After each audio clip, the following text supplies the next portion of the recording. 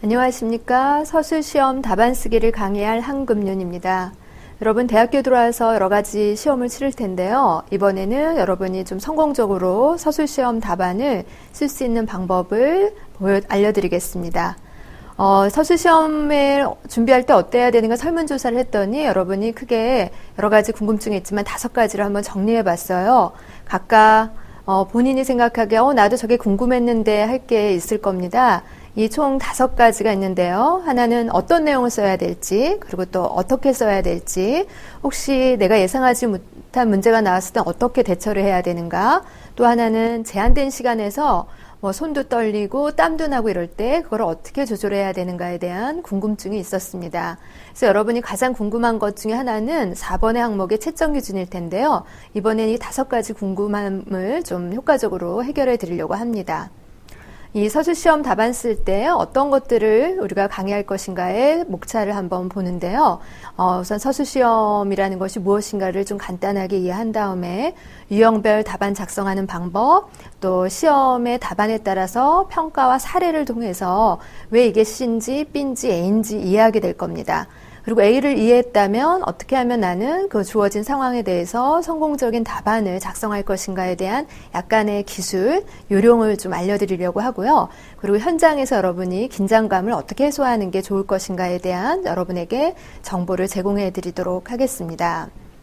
우선 서술시험을 무엇인가는 대충 알겠지만 우리가 시험의 종류에 따라 작성해야 되는 답안이 다른 것처럼 서술시험은 약간의 주관식에 속한다고 하죠. 그래서 시험은 크게 번호를 고르는 객관식과 또 이제 문장이나 단어를 써야 되는 주관식으로 나누고요. 여러분이 아다시피 주관식 안에서도 퀴즈형처럼 딱 답이 있는 단답식이 있고요. 그 다음에 주어진 조건에 따라서 약간 문장을 좀 여러 개를 써야 되는 서술식이 있습니다. 이번에는 여기에 B형, 약간 분홍색으로 체크되어 있는 서술식 유형을 좀 종류별로 나눠서 여러분이 문제 유형에 따라 효과적으로 접근하는 방법을 알려드리려고 합니다. 서술시험 같은 경우에는 여러분이 상당히 긴장할 수도 있고 막막할 수도 있고 새로울 수도 있는데 실제로 시험이 모든 게 비슷하지만 서술시험은 특히 출제자와 소통한다고 생각하면 긴장감이나 부담감이 줄어들 수가 있습니다. 대학교에서 시험이라는 것은 어떤 전교생에 해당하는 공통의 시험이 있는 것이 아니라 내가 신청했던 그 교과목의 담당 교수와 담당 교수님께서 출제를 하시기 때문에 그분의 성향과 그분의 여러 가지의 정보의 내용과 내가 어떻게 잘 들어서 그거를 전달하느냐에 대한 소통의 차원에서 이루어지거든요. 그래서 이 서술시험을 단순히 문제에 대한 답을 쓴다고 생각하지 마시고 교과목에 해당하는 교수님이 문제를 출제를 했고 거기에 대한 문제를 수업 시간에나 아니면 교재에 따라서 그 문제 상황을 좀 이해한 다음에 내가 그거를 효과적으로 전달할 수 있는 생각과 표현들을 맞춰서 한다면 좋은 답을 쓸 수 있을 거라고 생각을 합니다.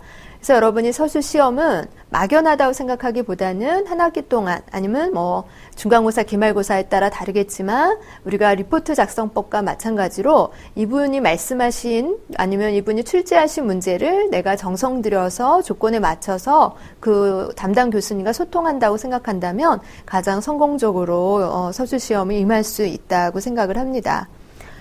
우선 서술시험을 좀 효과적으로 본다면 서술시험은 크게 어떤 유형별로 답안을 작성하는 방법이 좀 달라요. 그래서 이번에는 학문 영역별 서술시험이 어떤 형태로 출제되는가를 좀 이해한다면 약간 전공에도 도움이 되지만 전공과 상관없이 다른 영역에 내가 교양이라든가 아니면은 전공 선택 과목을 들었을 때 조금 당황하지 않게 접근할 수가 있게 되는데요.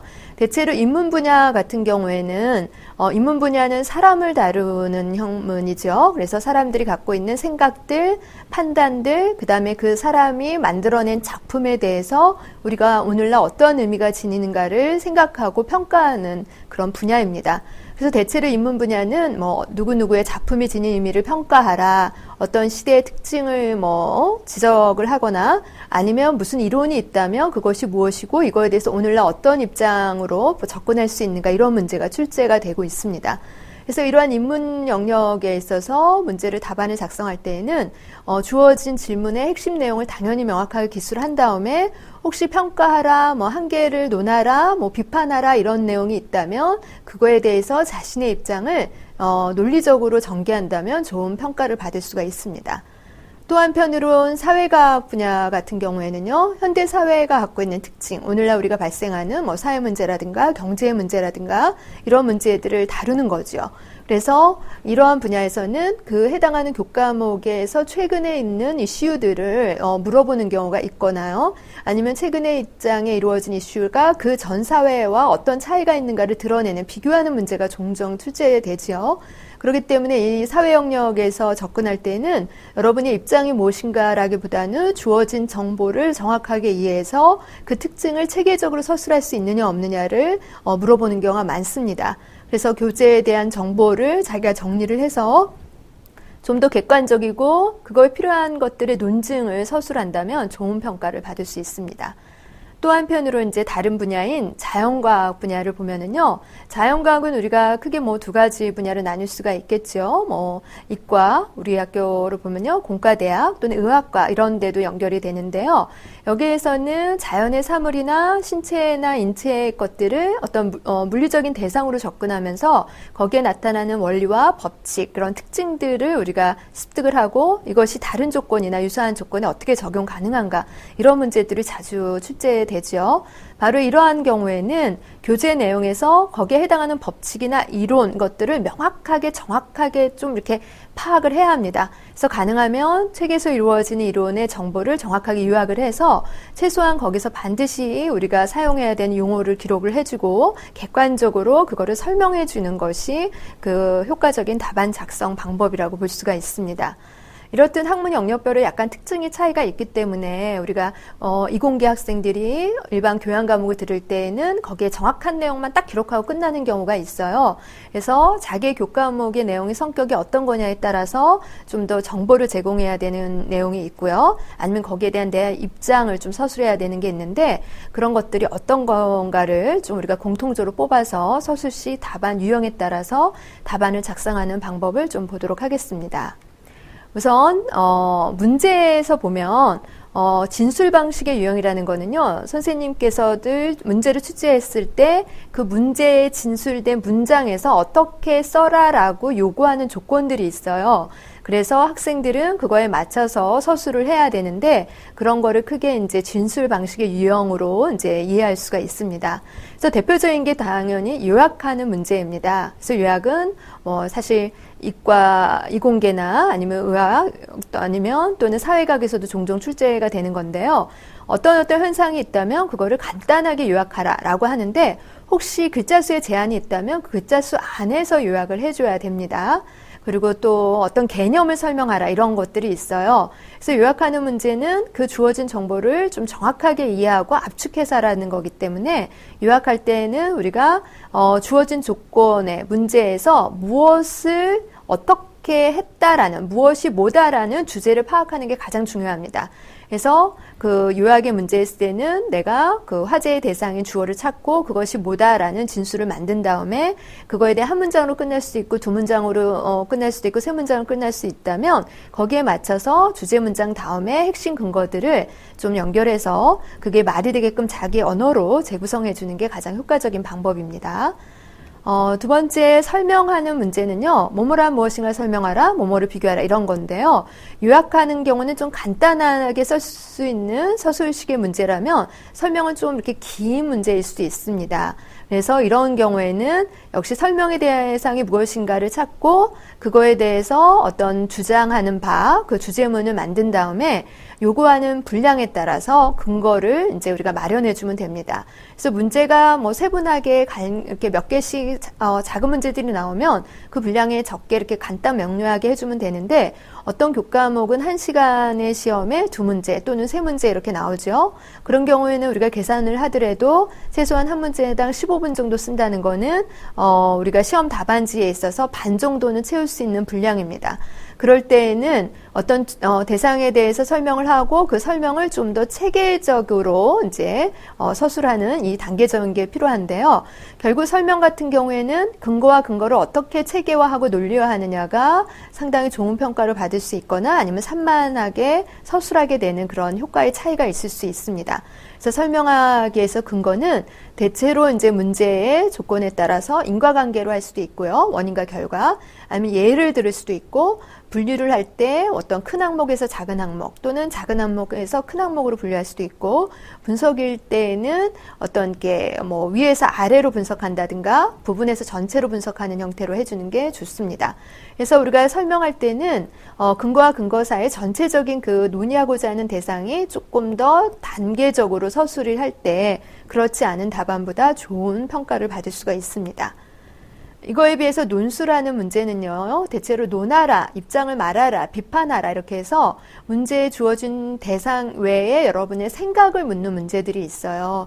그래서 이러한 문제일 경우에는 여러분의 생각이 드러나지 않거나 그냥 요약될 경우에는 좋은 점수를 받을 수가 없어요. 그래서 대체로 논술 같은 경우에 무조건 뭐 논하라기보다는 이거에 대해서 어떻게 생각하냐, 논하라 이런 거기 때문에 앞부분은 약간 요약과 설명을 해주고 그 뒷부분에 대해서 자신의 입장을 논해도 되고요.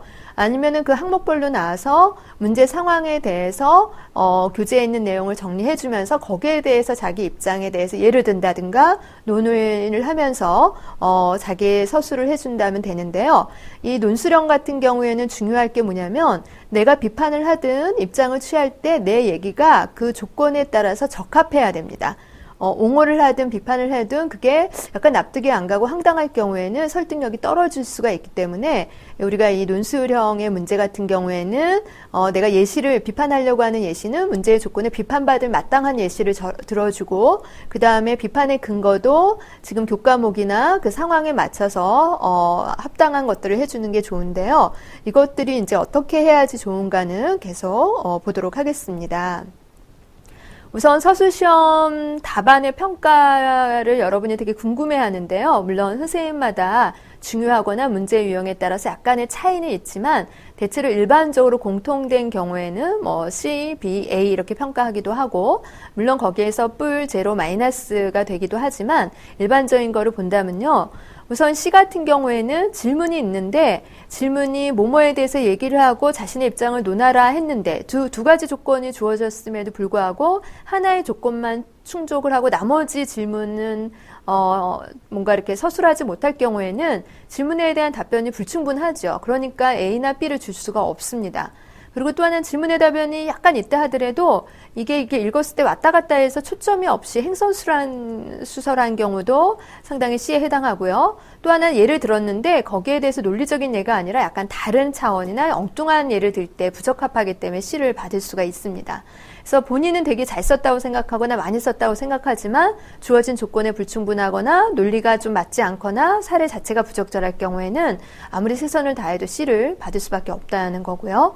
이 B하고 A는 상당히 좀 미묘한 차이가 있을 수 있어요. 그래서 여러분이 어떤 시험은 그냥 봤는데 A 나와서 너무 횡재한 기분이 들 때도 있을 거고요. 어떤 시험은 정말 잘 썼는데 왜 B 나왔을까 황당한 경우도 있을 거예요.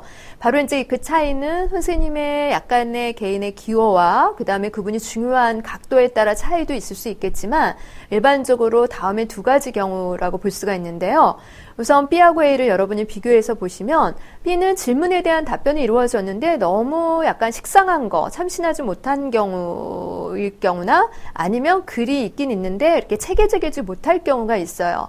그래서 어떤 분은 뭐 이 정도면 정답이니까 A를 줄 수도 있지만 어떤 부분은 이게 글이 좀 내용은 다 들어가 있지만 이게 논리적으로 딱딱 나가지 못하거나 그 논리에 맞는 근거로서 적절한 예가 좀 이렇게 최근 트렌드는 아닌 것 같은 경우를 중요하신 분은 B를 줄 수가 있다는 겁니다. 그러면 그거에 비해서 A는 당연히 질문에 대한 조건이 다 맞춰 있고 또 거기에 대해서 뭐 첫째, 둘째, 셋째라든가 아니면 그 체계적인 논리적인 것들이 있고 근거가 좀 다양하면서 참신할 경우는 어느 누가 봐도 이건 A를 안 줄 수가 없게 됩니다. 바로 이제 이러한 차이가 있는데 사실 A하고 B는 약간의 조금 뭐 운도 있지만 C는 결정적으로 차이가 있는데요. 바로 이제 이거에 약간의 C로 가지 않고 A로 가기 위해서는 어때야 되는가를 조금 다른 사례를 보면서 여러분이 좀 확인해 보도록 하겠습니다. 우선 시험 문제를 통해서 한번 보려고 하는데요. 사례는 문제를 한번 제가 2가지를 제공해 봤습니다. 그래서 저도 제가 담당하는 과목 중인데 어떤 경우에는 문제가 인터넷에 다 노출되어 있기 때문에 약간 변형을 시키는데요. 1번 문제하고 2번 문제가 비슷한 것 같지만 실제로 답안을 작성할 때 접근하는 방법은 다르거든요. 예를 들어서 1번 문제는 한국 성문화의 특징을 섹스, 젠더, 섹슈얼리티의 관점에서 비교하라는 겁니다. 그러니까 여기에서 이런 문제일 경우에는 답안을 어떻게 작성해야 되냐면 한국 성문화의 특징을 섹스, 젠더, 섹슈얼리티 각각의 관점의 내용이 들어가면서 이 3가지 관점이 균등하게 이렇게 나타나면서 우리나라의 성문화의 특징을 비교해 주는 게 가장 중요합니다. 그래서 이런 경우에는 각 각점에 대해서 요약이 돼 있고 각각 성문화에 대해서 특징이 드러나야 되고 딱 그거를 약간 별개의 것이 아니라 섹스는 이랬는데 그거에 비해서 젠더는 이렇고 그거에 비해서 섹슈얼리티는 이래서 우리나라의 성문화는 이렇다 해서 연결 형태로 쓰는 경우에는 좋은 점수를 받을 수가 있는데 여기에서 만약에 섹스 젠더만 너무 치우쳤거나 섹슈얼리티는 조금 기록을 했거나 아니면 섹스는 약하게 하거나 나머지는 너무 강하게 이렇게 불균등하게 정보를 비교한다면 A는 받지를 못하는 경우가 있습니다. 또 하나 2번 문제는요. 섹슈얼리티 관점에서 한국 성문화의 문제점을 비판하라고 되어 있어요. 1번하고 비슷하지만 사실 다른 문제입니다. 여기에서 핵심은 뭐냐면 한국 성문화를 섹슈얼리티 관점에 봤을 때 그 문제점이 무엇인가를 비판하라는 겁니다. 1번은 성문화의 특징을 설명하는 게 중요하다면 2번 같은 경우에는 성문화의 문제점을 비판해야 되는데 그거는 섹스나 젠더의 관점이 아니라 섹슈얼리티 관점이라는 거죠. 그래서 1번하고 2번은 언뜻 보면 비슷하지만 상당히 다른 문제이기 때문에 혹시 이전에 문제가 1번이 노출됐다고 해서 2번 문제를 1번식으로 접근할 경우에는 C를 받을 수도 없거나 F를 받게 되는 그런 경우가 있어요. 그래서 이러한 문제에 따라서 주어진 조건에 따라 접근해야 되는 게 다르다는 걸 여러분이 좀 이해해 줬으면 좋겠고요. 동일한 문제인데 답안이 다른 경우를 한번 보여드리겠습니다. 이번 서술 방식은 뭐냐면요. 이에츠카가 쓴 역사란 무엇인가에서 이제 발췌를 해보면 과거의 사실이 역사적 사실로 전환되는 과정을 저자가 이렇게 쭉 단계별로 설명해요. 그래서 그게 한 챕터에 2장에 나오기 때문에 그거를 제대로 이해했는가 그거를 단계별로 설명하라 그거를 비판하라 이런 게 아니라 설명하라는 게 있어요. 그래서 이거는 설명의 문제이면서 약간 요약의 형태인 것처럼 보이지만 단계별로 요약하면서 그거에 대해서 여러분이 설명해야 되는 설명의 형식의 문제입니다. 근데 대부분은 아니지만 몇몇 간혹가다 학생들이 시의 답안처럼 서술하는 경우가 있어요. 여러분 딱 보면 노트 정리한 형태죠. 이런 형태. 이런 경우는 진술이 아닙니다. 서술이 아니라 요약 정리한 노트 정리예요. 그래서 이런 경우는 틀린 거는 아니지만 주어진 정보는 다 있지만 거기에 대해서 풀어쓰는 서술이 아니기 때문에 좋은 평가를 받을 수가 절대 없죠. 그래서 많은 친구들이나 때로는 이공계에 명확한 정보를 제공해 주는 게 중요한 거라고 훈련받은 친구들은 다 썼다고 생각하지만 사실 이거는 서술 답안이 아니기 때문에 C도 아주 잘 받은 거라고 볼 수가 있습니다. 그거에 비해서 B가 있어요. B의 답안이 있고 슬쩍 이미지를 보여주기 위해서 A 답안이 있어요. 그러면 여러분이 언뜻 보면 이렇게 B 답안에 비해서 A 답안이 많기 때문에 이게 훨씬 잘 썼어. 많이 썼기 때문에 좋은 답안, 좋은 평가를 받았나 보다. 이렇게 오해할 수가 있는데 여러분이 좀 시간이 있을 때 차분히 보면 내용에 있어서도 좀 차이가 있습니다. 그래서 B 답안을 우선 먼저 보면 B 답안은 크게 2단락으로 되어 있지만 간단하게 핵심만 보여주고 있어요. 그래서 설명은 하고 있고 오답은 없고 필요한 정보는 다 있는데 이 정도 수준이면 상대평가일 때 A를 받을 수가 있지만 이제 A라는 학생하고 비교한다면 이 친구는 최소한의 정보만 서술하고 끝났다면 A 답안 학생은 설명을 해도 이에츠카가 얘기하는 단계론을 얘기하고 그거에 대한 설명할 때 이에츠카가 어떤 입장인가를 해설을 해주고 거기에 대한 유사한 사례를 통해서 뒷받침해주게 되는 경우입니다. 그래서 B답안보다 A답안이 훨씬 완성도 높은 글을 쓰게 되는 겁니다. 구성에 있어서도 그렇고 내용에 있어서도 그렇고 체계에 있어서도 B답안보다 A답안이 좋기 때문에 좋은 평가를 받을 수가 있게 되는 거죠. 그래서 여러분이 답안의 사례 C, B, A를 비교한다면 이거는 이제 대표적인 사례이기 때문에 확연히 드러나긴 하는데 가능하면 좀 C보다 B, B보다 A를 쓸 때 우리가 어떤 선생님이 봐도 이런 경우는 높이 평가할 수밖에 없기 때문에 A를 받게 되는 겁니다. 다음으로 그러면 우리가 좀 알았다면 주어진 정보를 조금 체계적으로 논리적으로 구성하는 것들을 어떻게 해야 되는가 그 기술을 한번 보도록 하겠습니다. 우선 체계적으로 구성할 때 어떤 효과가 있냐면요. 제가 마음대로 쓰고 싶은 것도 있지만 우리가 처음 앞부분에서 얘기한 것처럼 서술식 답안은 결국 출제자인 부분과 소통을 한다는데 출제자와 소통한다는 거는 내용적인 측면도 있고 형식적인 측면도 있습니다. 그래서 내용만 잘 들어가면 된다고 생각하지만 실제로 어떻게 그 내용을 형식화하느냐에 따라서 보기 좋고 아니면 읽기 수월하고 좋은 그 글의 구성과 형식이 있어요. 그래서 우리가 보면은 어떤 똑같은 눈, 코, 입이라 하더라도 누구는 그냥 평범하게 생겼는데 어떤 사람은 탁월하게 생겼잖아요. 그게 바로 구성과 배치의 문제의 차이죠. 왜냐하면 다 눈도 두 개 있고 코도 있고 입도 있지만 그 비례가 어떻게 하느냐에 따라 누구는 미인이라고 듣기도 하고 누구는 그냥 그렇지 않은 경우 있는 것처럼 여러분은 그냥 각자 자기 거 쓰는 것 같처럼 보이지만 교수님께서 보시기에는 무수히 많은 답안 중에서 그 사람의 얼굴과 같지는 않겠지만 답안의 모양이나 책의 구성에 따라서 이미지가 좀 다를 수가 있어요. 그만큼 여러분이 주어진 정보를 어떻게 체계화하느냐는 리포트 작성에서도 중요한 것뿐만이 아니라 이런 서술식에서도 상당히 평가를 하는 데에서 일정한 효과를 줄 수 있다는 것을 좀 이해하면 좋겠습니다. 그래서 대체로 체계적으로 한다는 건 여기서 보이는 것처럼요. 여러분이 아는 것처럼 서론, 본론, 결론의 형태인데요. 꼭 뭐 서론에 어때야 되고 본론은 어때야 되고 결론은 어때야 정해진 건 아니지만 일정하게 유형화되는 게 있어요. 그래서 우리가 일정한 유형한 걸 안다면 주어진 시간에 그거에 맞춰서 정보를 서술할 경우에는 좀 시간도 효과적으로 쓸 수도 있고 긴장감도 줄일 수가 있게 되거든요. 그래서 바로 이러한 것들이 무엇인가를 보도록 하겠습니다.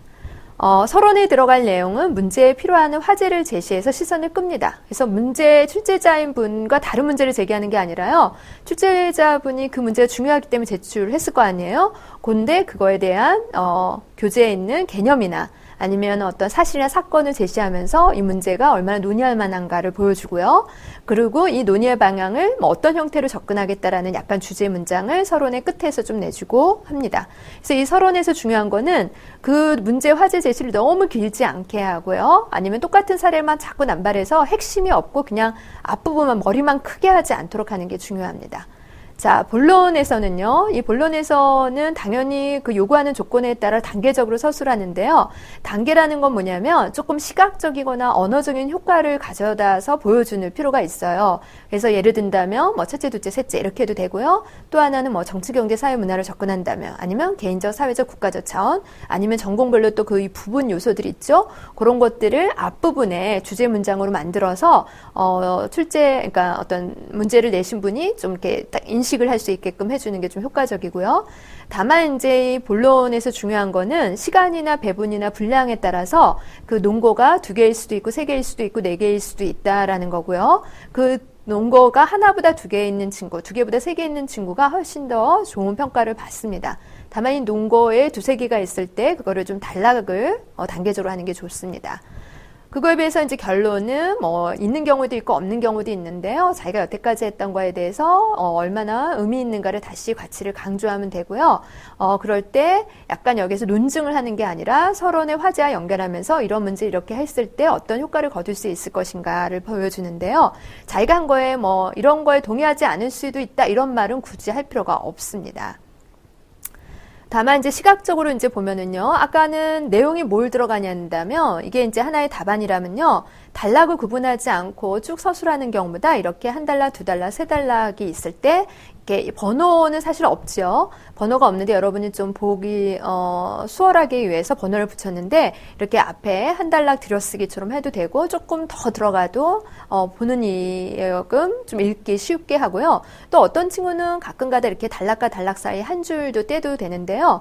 이런 거는 필수는 아니지만 이렇게 해도 읽는 이로 하여금 효과적일 수 있습니다.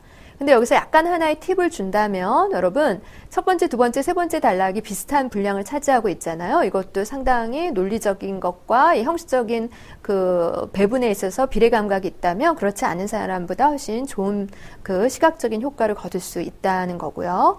그러면 이 단락을 할 때 어때야 되느냐? 대체로 비슷한 패턴으로 가면 좋습니다. 그래서 첫 번째나 두 번째, 세 번째 똑같은 패턴이죠. 그래서 화제의 대상을 주고 거기에 대한 뒷받침 문장 1, 2, 3 마무리 문장 이런 식으로 비슷한 패턴으로 가면 각각 단락이 어떤 분량에 있어서도 비슷하고 첫 번째, 두 번째, 세 번째 단락을 단계적으로 가서 보는 사람으로 하여금 그 문장에 익숙하게 되면 논리가 더 훨씬 선명하게 올 수 있다라는 겁니다. 바로 이러한 단락적인 구성까지 한다면 상당히 좋고요. 약간의 이제 내용에 세부적으로 들어가면, 대학교에서 진술하는 문장 중에서 여러분이 좀 어떤 몇 명 학생이 실수하는 경우가 있어요. 그래서 학술적인 문장이 있고 비학술적인 문장이 있는데, 우리가 답안을 작성할 때에도 어떤 비판하라, 뭐 어떻게 평가하냐라고 하더라도 주어인 나는 뭐뭐라고 생각합니다라는 약간의 뭐 편지식이나 약간의 그 친구들끼리 얘기하는 이런 주어 서술화는 사용하지 않습니다. 그래서 이때 주어는 거기에 해당하는 화제의 대상인 뭐 현대 사회라든가 문제의 조건을 이렇게 해주는 거고요. 생각합니다는 생각의 결과를 답안에 쓰기 때문에 하고 있는 거는 필요가 없죠. 그래서 그런 문장을 쓰지 않는다라는 거고요.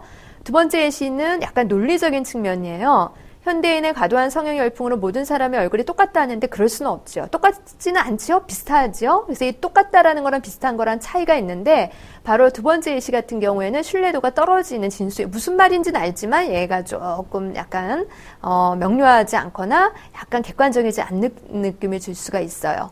그래서 비학술적인 문장의 첫 번째는 객관적인 언어로 진술해 줘야 되고요. 두 번째는 어떤 현상에 있을 때 과도한 평가를 하지 않고 구체적이고 그 내용에 적합한 언어를 사용하면 상당히 논리적인 문장이 될 수 있다라는 겁니다.